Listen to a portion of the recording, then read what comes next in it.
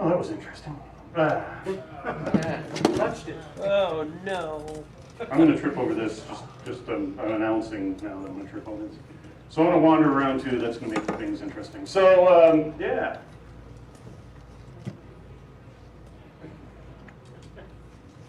That's it, folks. Thanks for coming. Great talk, Jack. Outstanding. Love it. So, thank you. My name is Jack. This bar stool needs seatbelts. Daniel. We're here to talk about life, liberty, and the pursuit of happiness.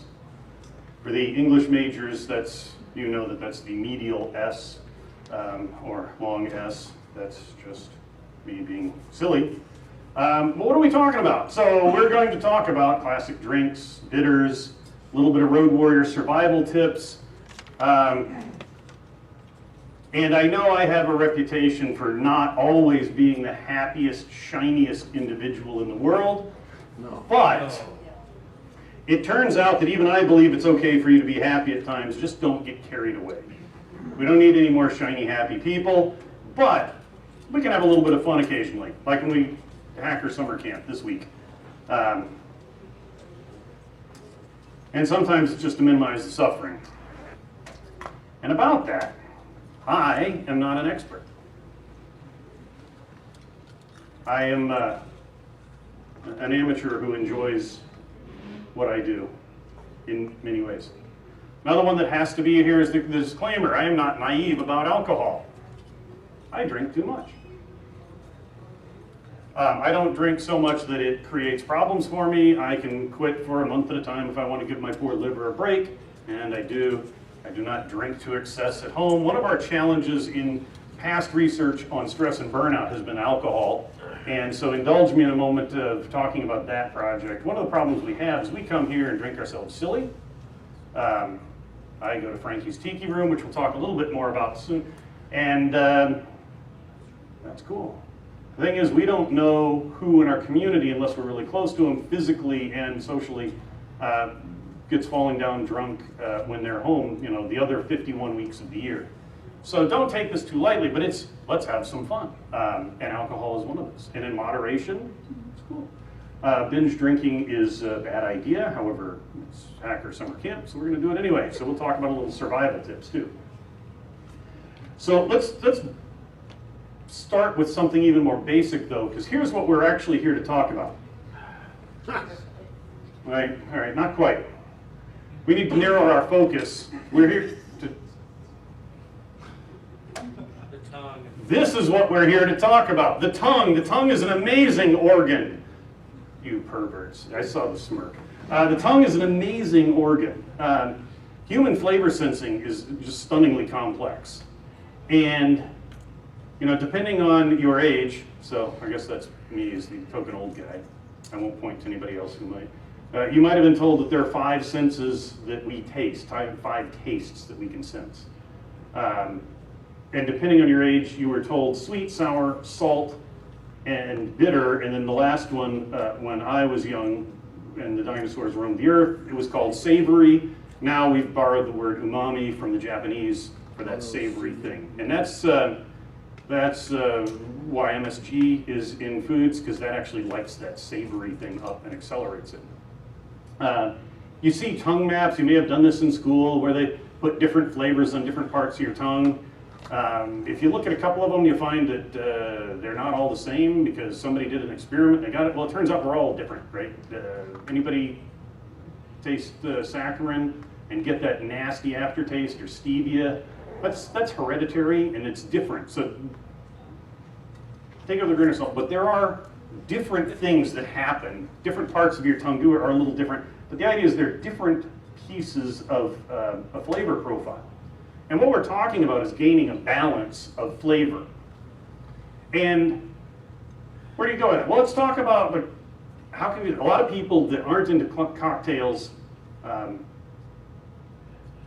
don't want all the muddled flavors and whatever. But that's because there are a lot of people who make bad cocktails. That's fine. Don't drink them if you don't like them. However, a good cocktail may change your outlook, and you may find the ones that you like. But the idea is balance. So let's talk about food. I don't like complicated flavors. I like really simple flavors. When I cook, I like to have something like a couple of turkey breasts there for Thanksgiving last year, and that's the only preparation there is a little olive oil and some black pepper and sea salt. However, scientists tell us we can't tell the difference between one sea salt and another. It's not physiologically possible. However, any one of you can go to the grocery store, pick up 2 different packets of sea salt, and you will taste the difference. Salt is an amazing amplifier of power, of taste, but we can really get that. So there's actually subtlety in there. Again, on this idea of taking good food and prepared simply, I really like that idea, but what that does is allows me to get the flavors, which are pretty complex. Especially when you're cooking on hardwood charcoal with fresh bits of cherry that you just cut down a week before Thanksgiving so you'd have fresh cherry wood to grill it. Maybe that's not quite as simple a flavor profile as we're talking about. We all have a spice rack for a reason. Little bit, you know, just a little bit to wake it up. Throw a bay leaf in.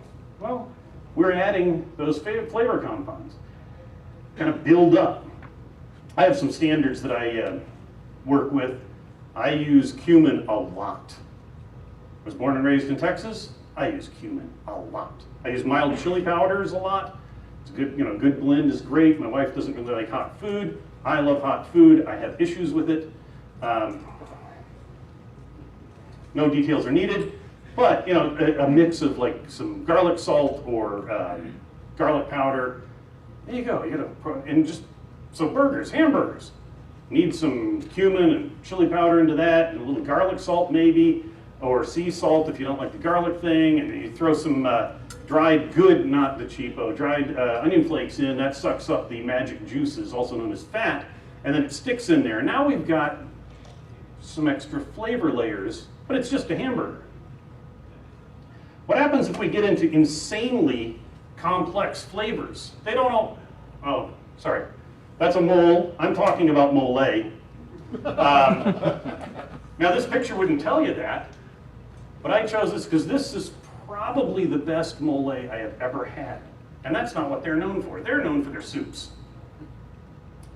This place is 5 miles away from us. What you see is what you get.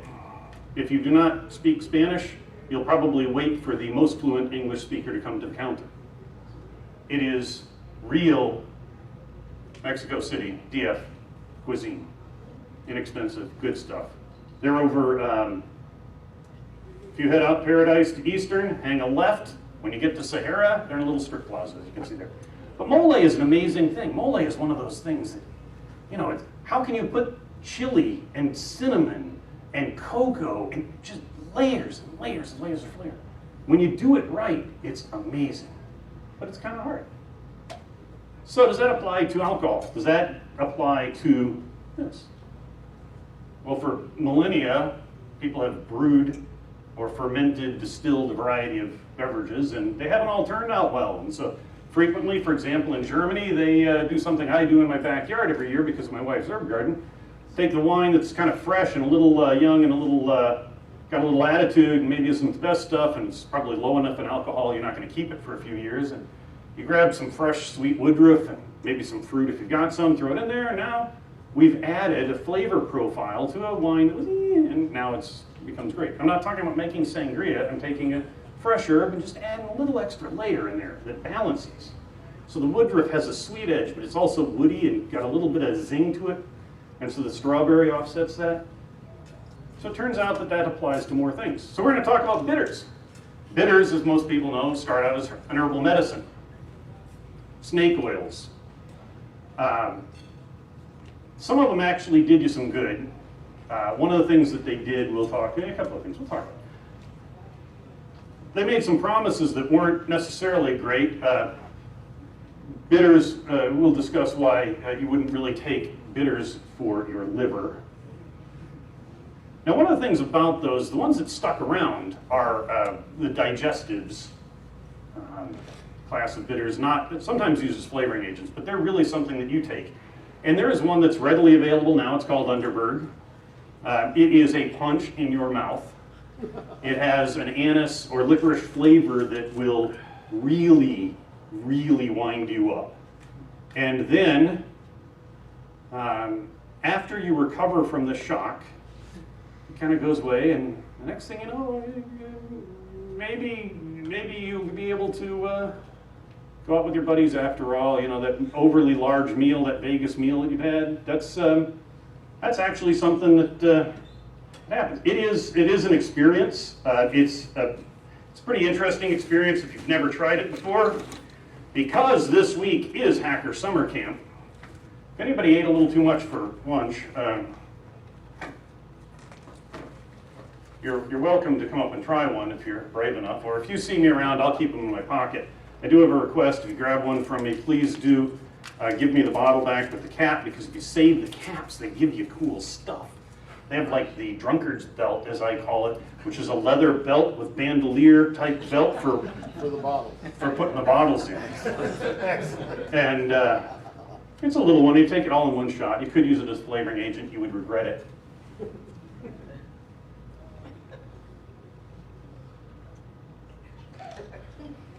Wait, gotta get that picture. Best demonstration all conference. That. I'll try one, Jack. Yes. I'll try one. Can I? Outstanding. Yes. Can you pose for a picture again? I had a little too much to eat. So the licorice or anise flavor really is ridiculously strong.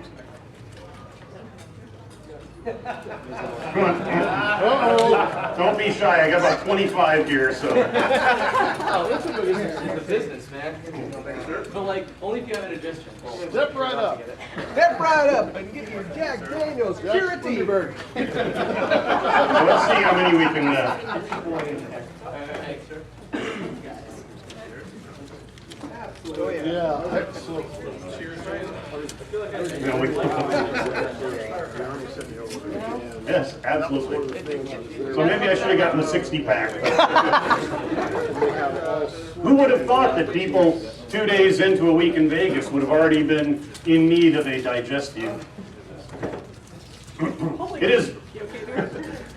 You look like you're about to die. It is pretty powerful stuff.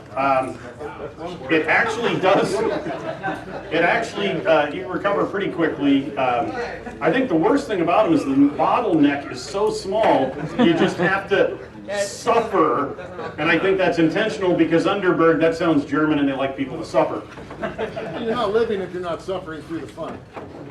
So there we go. Can you pose for us with this bottle? With the, I missed the action shot. I was trying. So thank you. Just for posterity's sake, to prove. Brilliant. Thank you. I'll make sure you get a copy. So this is what bitters started life as. This is the most commonly available of the digestives still. One of the interesting compounds that's in there, that's in a lot of bitters, is that, look, this it's science, right? This is science. That right there. This is Gentiana lutea. Gentian root is normally what is used for this. The root is used, but gentian is a plant that is just full of bitter glycosides. Science. Doesn't really matter what they are. Amarogentin and gentopyrrocin. But these are really common. So they're in there and they actually do they do something. They're not going to make your liver better. They do something. So let's talk about modern, just throw it in there. Let's talk about what we all know about bitters. Yeah. So if you have ever seen bitters, you've seen things. Look, I have props. We've all seen these. Interesting thing about this, this is like a trademark now. I don't think they've actually trademarked it. I think they encourage bogus stories about why the label doesn't fit properly. They were in Venezuela and now they're in Trinidad and Tobago.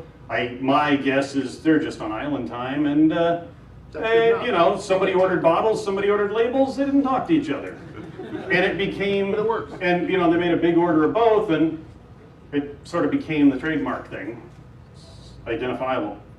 But there's that. This is the one we know. This is everywhere. This is behind every bar that you go to. If they don't have at least a bottle of this behind the bar, stick with the PBR and make them open the can in front of you.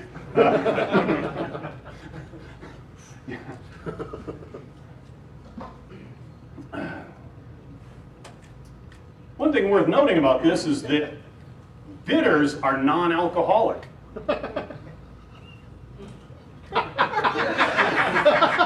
Bitters are non-alcoholic. That's almost 90 proof. Non-alcoholic. They're a food additive, like vanilla extract and other extracts. So they're categorized as food. Depending on where you live, you may find that you can't get bitters at your liquor store, depending on regulations.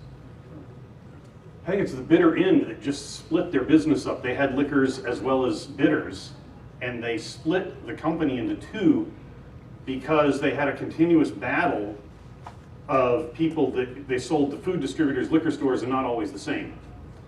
So it is a food additive. You may find that you can get an assortment of bitters in some places. I can get Angostura and another version of this at my local grocery store, which sucks. So if you have a good one, you might be able to get a little bit more. But this is the standard. Some people frown on this because it is common. It is common because this has survived over a century. It's pretty good stuff. It's not the only thing in the world, though. So some years ago, oh, that's a close-up of the bottle. Jack, you should wash that bottle off. That's unsanitary. Yeah, no, this stuff stains like you wouldn't believe. Be aware of that. In the Gentian, because we've got a lot of alcohol, we've got all sorts of interesting agents. It stains like mad. You can make other people in your household unhappy with you when you spill it. I've heard that if you're the tall one of the pair, so you always keep the bitters on top of the refrigerator and don't pay attention to how close to the edge of the door, and when when somebody opens the door and a bottle of bitters this size explodes on the kitchen floor, someone might get unhappy. Bob's wife. Bob's wife. Bob's wife. So let's get into advanced bitters. Let's talk about that. So we have the basic one, and it's good for all sorts of, you can make a solid old-fashioned, a lot of basic drinks with that, and some not so basic ones. Angostura, a couple decades ago maybe, not quite 2 decades ago, introduced or reintroduced an orange bitters. This you can find at big supermarkets. You should be, anybody that's carrying bitters will probably have both. You'll probably only get a small bottle, that's all right. Any of the citrus bitters it's the power of citrus oil, bittering agents, and alcohol. Be very sparing with this stuff. This is fiery. So let's talk about more bitters.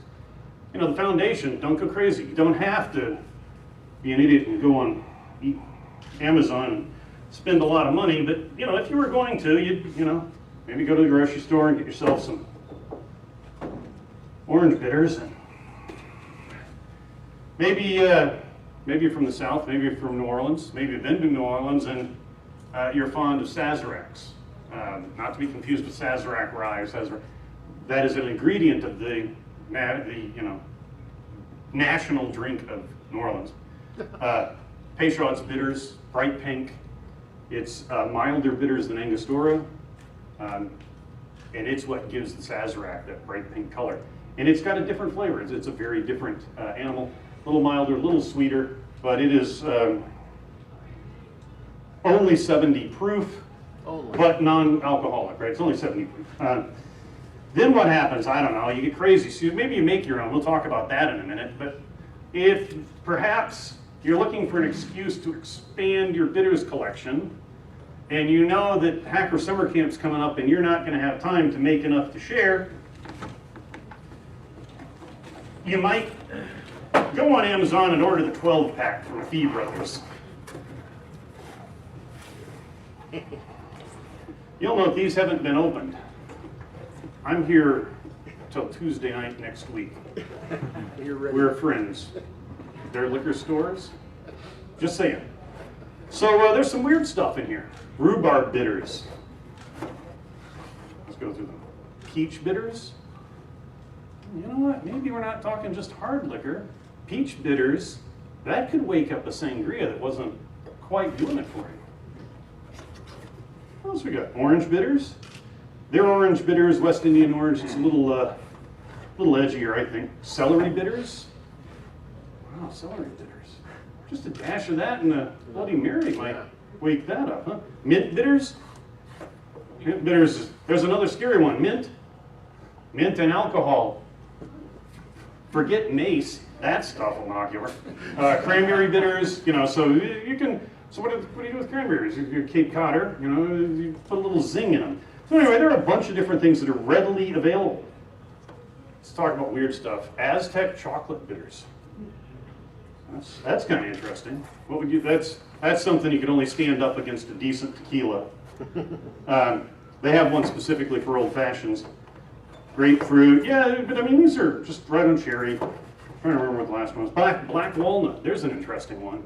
Black walnut's one that would probably stand up pretty well to a good bourbon or rye, I think. And then if we go even further. Thank God some people's wives don't see how much they spend on Amazon and dinner.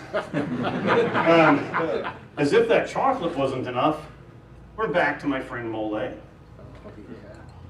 Think about a Mole bitters and a rum with a little body, or a tequila with a bit of body.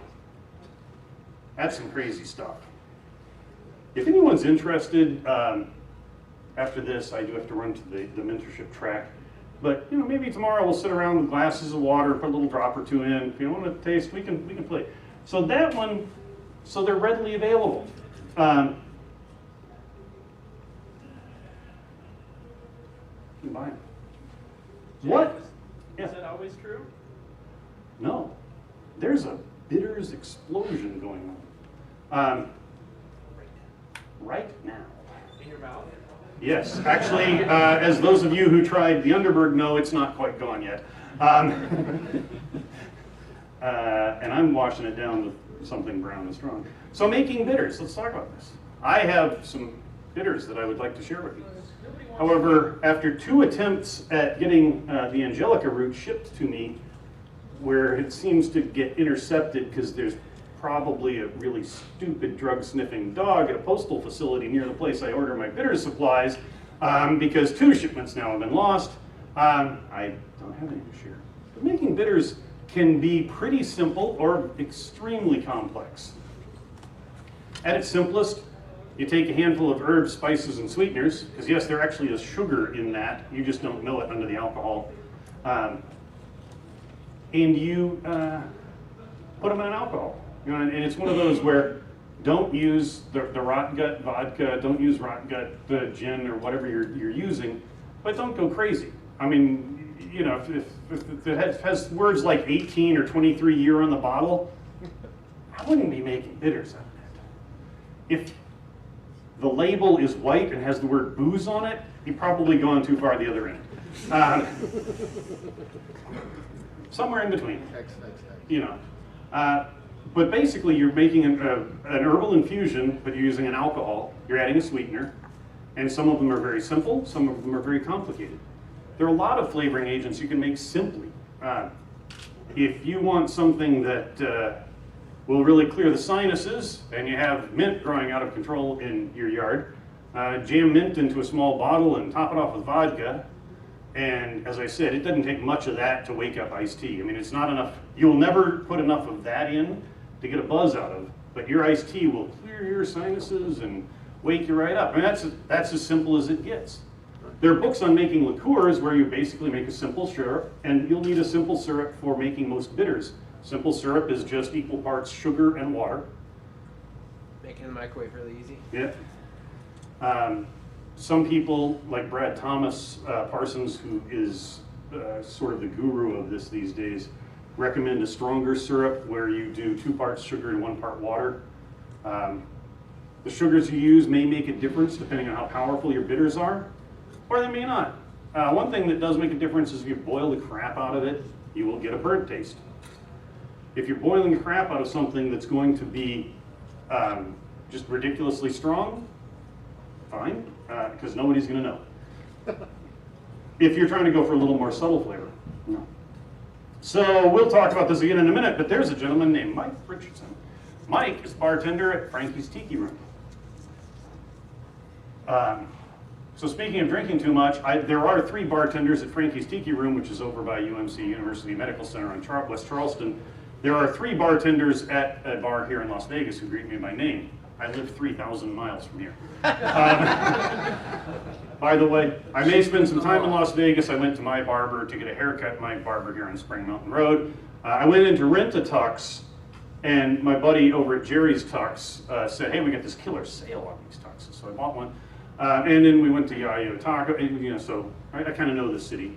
But Mike, back to the point, that was pretty fast for me to get back to a point. Mike makes bitters. And he doesn't make a big deal. Some people get really carried away and obnoxious about it, right? It's like people in our industry that get carried away and obnoxious about whatever it is they're excited about. That's really cool. Shut up about DNS. Oh, I love you, Dan.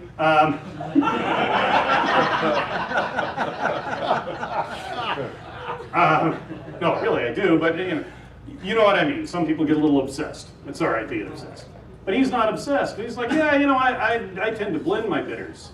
What do you mean? Well, you know, you throw some wormwood in, and the wormwood's going to reach maturation in there, and it's going to saturate, and then it's going to start to deteriorate at a faster rate than something like star anise. So he doesn't think he takes it too far, but he does individual component blends so that you don't make this mush. The mush is okay, really, it's okay to just play with it. If you really get crazy, if you're one of the best bartenders in the world, maybe you can be as crazy as Mike. But it's just a little science. Don't be put off by it. What's a cocktail? And where do we find good ones? So there are a couple places, a couple of references that point to some early articles that specify a cocktail includes liquor, sugar, bitters, and water. This is a century-plus old definition. Let's relax that a little bit, make it a little bit more practical. So liquor, in order of importance. We can stop here. Yeah, that actually works all the way down, doesn't it? So sweetener, let's expand on sweetener. Ginger beer, if you're making a dark and stormy, ginger beer includes both the water component and the sugar component, and a little bit of bittering agent. Simple syrup, complex syrups, sugars, so something like absinthe, or a traditional old fashioned, where you pour the bitters on a sugar cube and mash it. Agave, maple syrup. Maple requires some things a little stronger to stand up to. Personally, my namesake, Jack Daniels, stands up extremely well with maple syrup. A lot of places make maple syrup old-fashioned, make maple old fashions. They tend to use Maker's Mark and grade A maple syrup. There are times when you don't want that stuff. This is one of them. You want a simple drink, take grade B dark, the stuff that you have to look around for and has a bunch of dust on it because people don't understand the value of using it in baking and other things. Grade B dark and Jack Daniels. Ice or water to your taste. And there's that because you can actually pick up the maple that it is filtered from, and they play off each other. Yes, sir. Is it darker because it's stronger? It's like less. It's less pure. Right? It's got more sugars and stuff in it. Huh.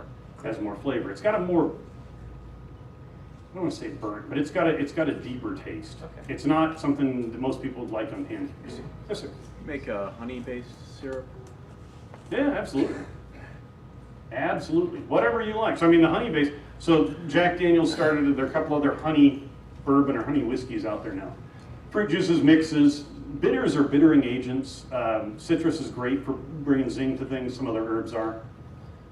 Water, ice counts as water. Soft drinks, whatever. So let's play Mad Scientist. Here's one of the things. There are no recipes in this talk. Why not, Jack?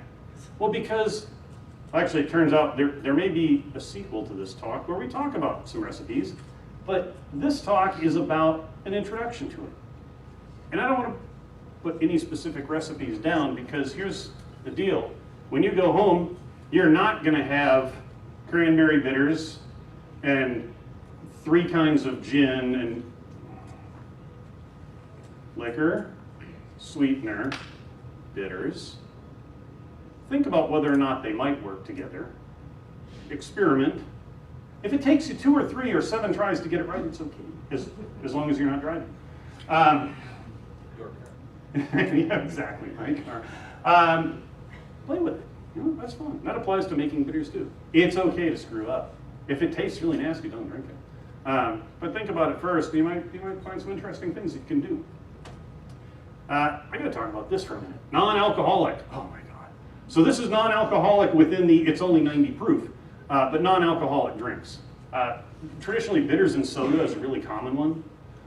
People take that to take your Angostura and a little soda. If you are ever going into a restaurant and you see somebody come out of the kitchen, go behind the bar or ask the bartender, and they've got their like big gulp, and they put a little bit of ice in it, and they've got the sprayer, and they're spraying ginger ale in while doing this with the bitters, have a drink, go somewhere else, because somebody in the kitchen is really sick but came into work anyway.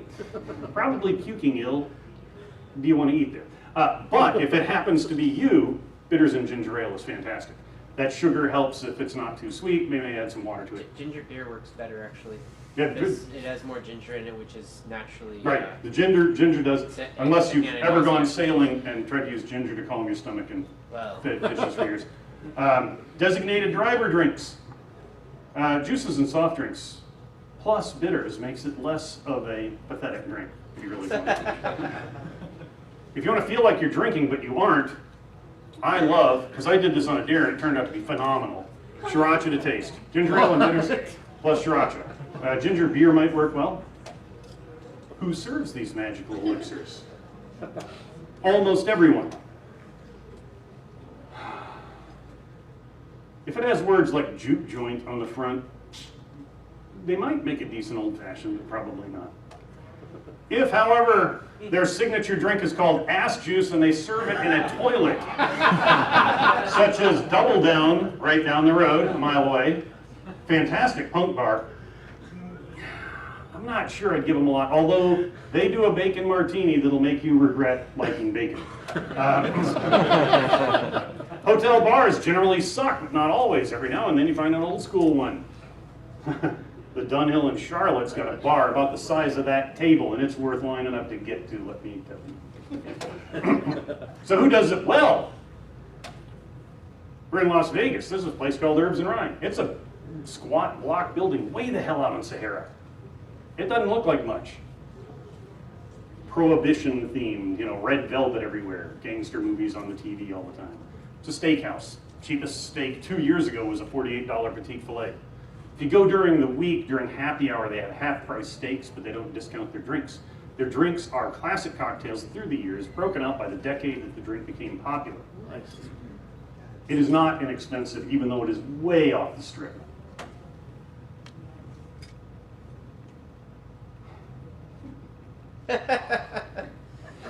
Frankie's Tiki Room is simply amazing. They serve you things like this, but it really has layers of flavor that you get to. Yeah. have you been to Smuggler's Cove in San Francisco? I have not. Next time you're there, you need to.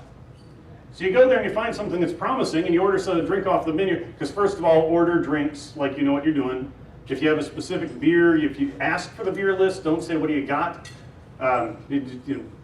Trust your bartender. If you think they're good, they'll make you something interesting.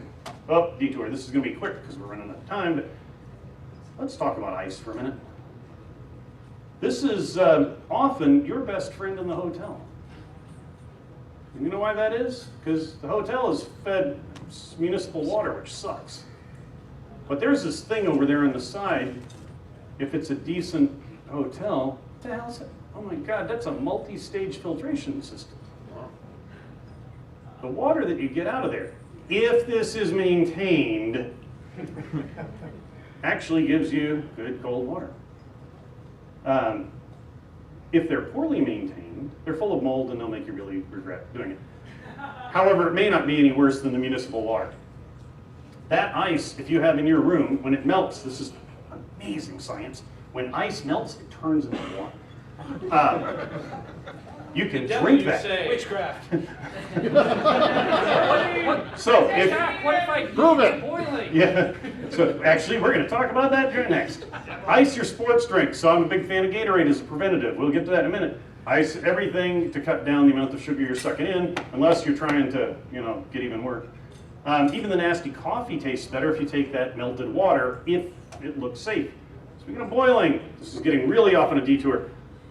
Boil your water. Don't take it out of the hot water tap on your house unless it's a fairly new house, and even then it probably is going to taste funky. Boil your water if you're trying to make cool ice cubes, like a really big block ice cubes for old fashions, or you've got your Darth Vader head, ice cube tray from ThinkGeek or whatever. Boil the water, drives the oxygen out, let it cool, make the ice with that. It's not going to be perfect, but it's going to be a lot clearer. It's going to be distorted less. You're going to have Gooder. Before we leave the hotel room, this is just generic stuff, especially if you've been drinking. So you realize at 3 in the morning, you don't have to get up for 2 hours, and you need to hydrate yourself. The biggest glass of water you can find, just a little bit of sugar will keep it from coming back up if you can't do it. And tea, and I'm a coffee fiend, but you'll notice I'm not talking about coffee because you need just enough caffeine to minimize the headaches. But if you try to do a heavy dose of caffeine when you're hungover, you're screwed. Hydration, hydration, hydration. We're in the desert. This makes this more important. If you can handle, especially preventative, a banana's got enough potassium, water, there we go, we're in good shape. Really preventative, sports drinks, too much sugar, but that's a good option. Frankie's, there's a Rebel gas station next door. You stumble out of Frankie, you tell the bartender, good night, tip well, have them call you a cab, walk next to the Rebel gas station, get an armload of Gatorade, drink one as you walk back to the cab, drink one in the cab, drink one on the way to your room, and then you have one to sip overnight. It's only a gallon of Gatorade. It'll guarantee you don't oversleep because your bladder is going to say, hey, dumbass, get up. And it makes life better because it's not just your head and stomach that want to kill you. The bladder joins in, kind of spreads the load out. Recovery, sports drinks, maybe watered down some, juices watered down, not too sugary, not coffee, or maybe just a little bit. Serious recovery. Here's the problem. You need to know this in advance. Pedialyte is what we give the kids. Well, it turns out just getting a little bit of Pedialyte in you will probably get enough salts in you that you can hold some water down. The problem is that when you're at the I need Pedialyte stage, you're probably not going to be able to go out and get it.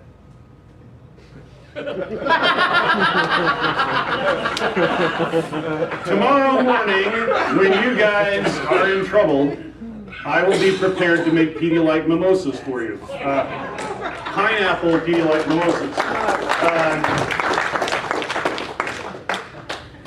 Quickly, neat versus up. This is a confusing one. This is up. Neat is unchilled. Up or straight up, although straight refers to a type of liquor, is usually chilled over ice and poured into a martini-style glass. So it is chilled. Think of the effect as like vodka shots. Properly delivered vodka shots are shaken over ice, poured out, knocked back. They go down dangerously smooth and make for some interesting explanations and edits of, somebody's expense report. I was talking about my favorite, this is a complete detour now, I was talking about my favorite breakfast bourbon at BSides Rhode Island in a side conversation, which is Blanton's. It's amazingly good breakfast bourbon. I forgot to mention how I prefer my breakfast bourbon. I prefer it with 1 or 2 ice cubes. People, on the rocks is a different animal, but 1 or 2 ice cubes, a little bit of water actually accelerates the separation of some of the oils and flavors, really wakes things up. So I'm not trying to make a cold drink. 1 or 2 ice cubes kind of slowly drizzles out, chills it a little bit. I got an email from this gentleman who I will not name, has said, here we go, I took your advice, am I doing it right? No. So what do we read? So I haven't given you any recipes. Kingsley Amos's Everyday Drinking, the current version, is a compilation of his books. When he got old, his drinking caused some problems for him. Maybe he died happy, maybe it was art. I mean, I gotta say, some of these health nuts in our industry, and you know who I mean, I love you, Chris Hoff, but really, you clearly have too much to live for, brother.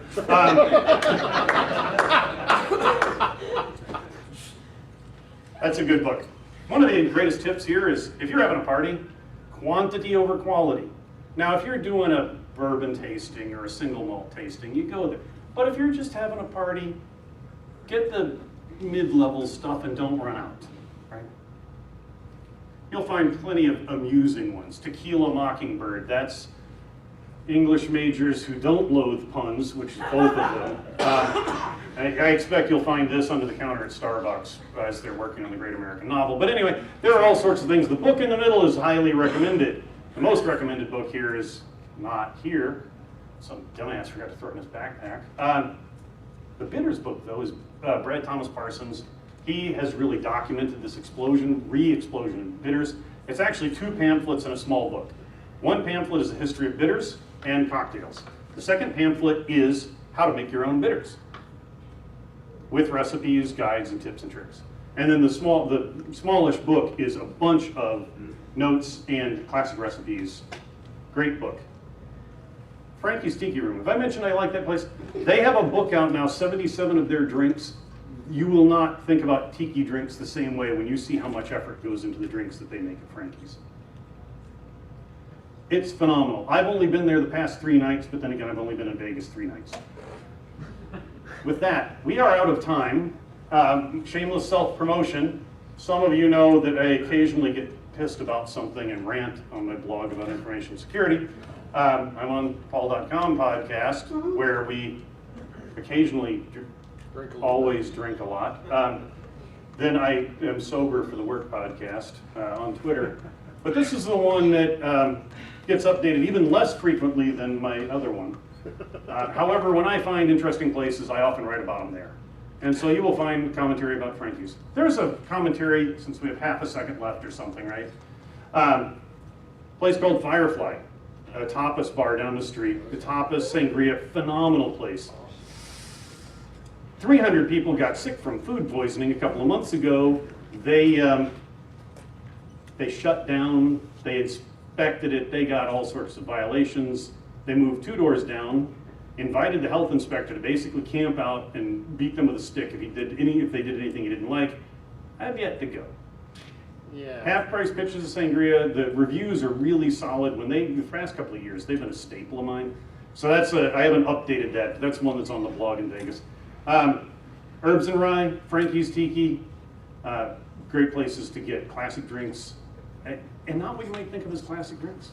There might be somebody sitting in the front row with a camera who can tell you that they can do surprising tiki drinks with scotch, single malt.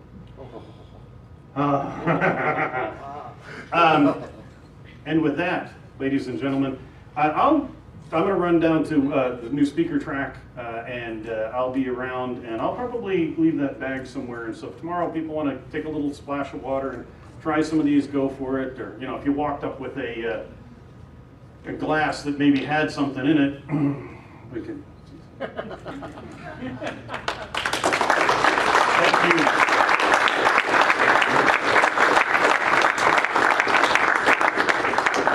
Let's see who's really screwed up tomorrow. Trying this would be an exercise in poor judgment. So where are we Yes, all sir. going tonight? Frankie's? I will end up at Frankie's later. I've got a couple of commitments earlier. Frankie's is not very large. Don't go there expecting food. They have no food whatsoever. No food at all. Not even a Twinkie. Oh wait, those don't exist anymore. Oh, they're going to track their back. That's really unfortunate. You've got a truck full of you. And with that, I'm going to pack up and get out of the way.